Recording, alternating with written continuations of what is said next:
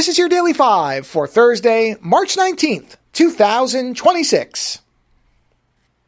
If you have even a casual connection to video game news or discussions, you have very likely seen people talking, probably in heated terms, about something called DLSS 5. Now, DLSS stands for Deep Learning Super Sampling. And I'm going to preface this all by saying I have nowhere near enough technical knowledge to explain exactly what this thing is doing. But in the simplest terms, and I will link to a Wikipedia article where you can read about it, because if you're interested, I can't explain it, but this article will. It is a way for people who have lower-end graphics cards to get what appear to be better frame rates and higher resolution than their cards should be able to handle by essentially faking resolution. In many ways, before this newest version, it would be very similar to what Photoshop does with something called content-aware fill, where it's taking the information that's there and it is trying to basically make more of it. So before version 5, now, this is a sort of form of AI, depending on how you look at it. So I know some people are going to say, well, I don't know why people are getting upset about AI. It was AI before, and it was, but there was a difference in the way that this tool worked before that clearly has changed. And the change is in the fact that it is now changing the graphics that you're seeing.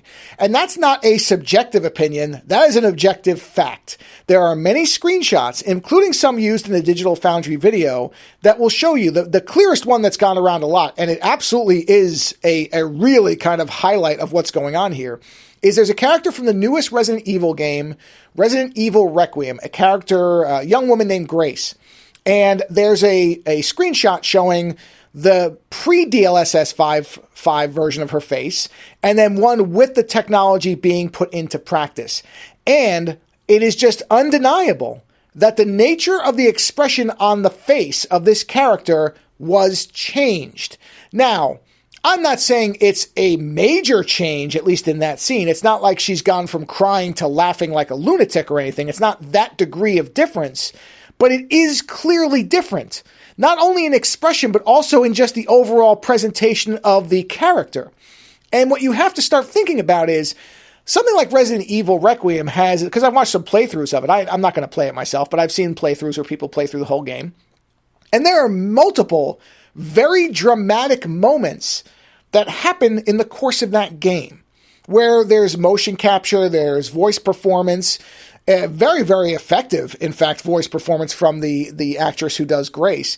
And now, if this tool is applied, it could fundamentally change how people react to those scenes.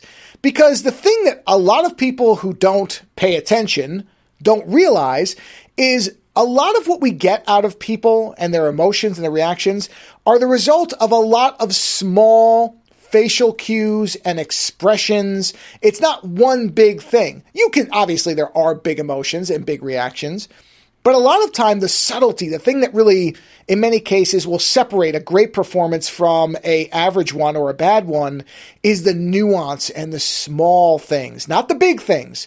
In fact, most of the time in movies, big over-the-top reactions are not what you want. You want that in theater or in front of a live audience where you have to project. So that's a different type of thing.